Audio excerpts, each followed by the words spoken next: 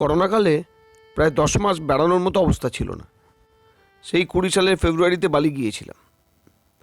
এপ্রিলে যাওয়ার কথা ছিল মানস ন্যাশনাল পার্ক।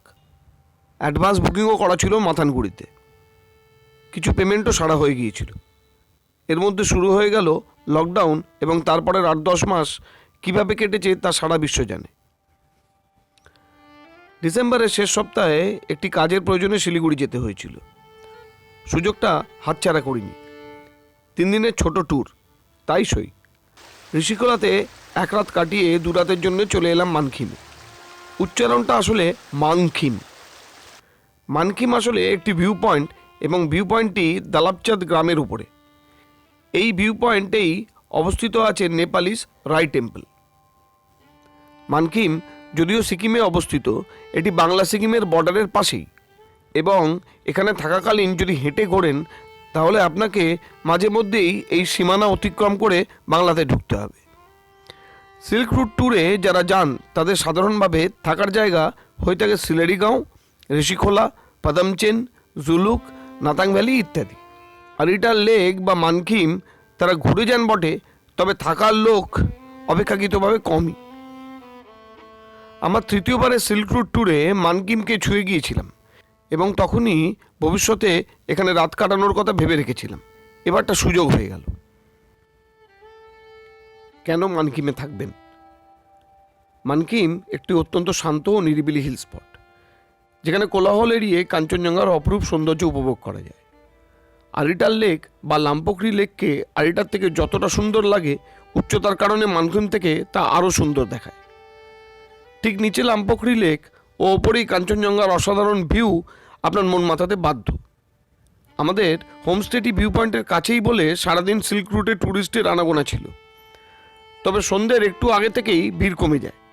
আর এই ভিউ পয়েন্টের আসল রূপই হলো সানসেটের সময়।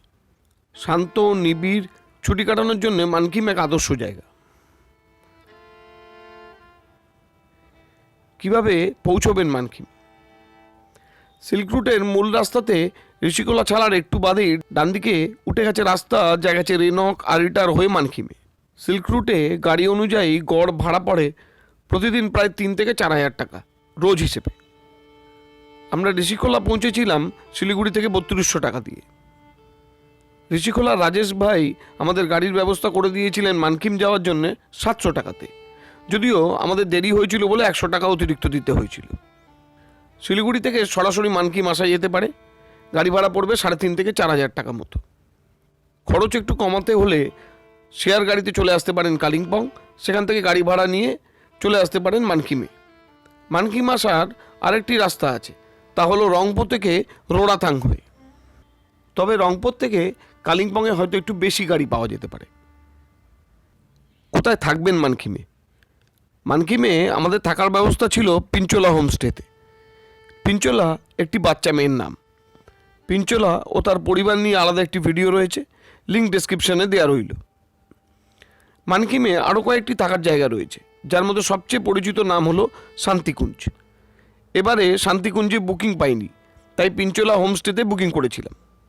শান্তিকুঞ্জ একটু নিচের দিকে বটে, তবে তার নিজস্ব ভিউ পয়েন্ট রয়েছে এবং মানকিমের মূল ভিউ পয়েন্টের মতোই প্রায় ভিউ সেখান থেকে পাওয়া যায়।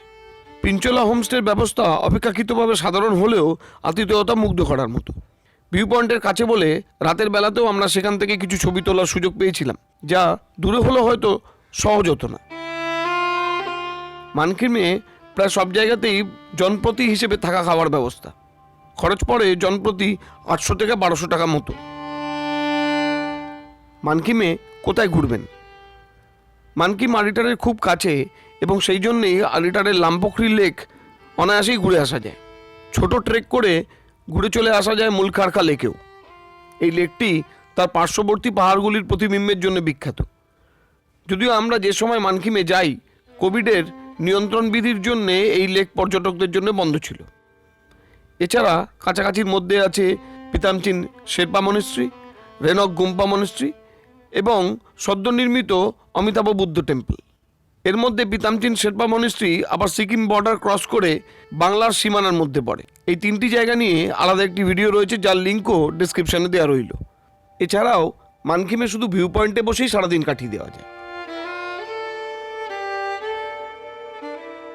টানা একঘেয়ে শহরে জীবনের ইঁদুর দৌড় দৌড়তে দৌড়তে হঠাৎ যদি মনে হয় একটু নিরিবিলির প্রয়োজন, মন যদি টানে কোনো পাহাড়ের দিকে, কোনো এক সমুদ্র বা কোনো এক অরণ্যের দিকে, তাহলে বেরিয়ে পড়তেই পারেন সেই নিরিবিলির খোঁজে। মানকিম এক সেরকমই জায়গা।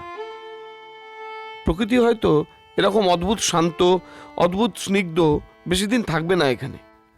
তাই চট করে ঘুরে আসুন এই ছোট্ট পাহাড়ি জনপদে। মন ভালো করা আরেক জায়গার সন্ধানে বেরিয়ে পড়বো আবার কদিন বাদেই। আজ এই অবধি, আবার দেখা হবে।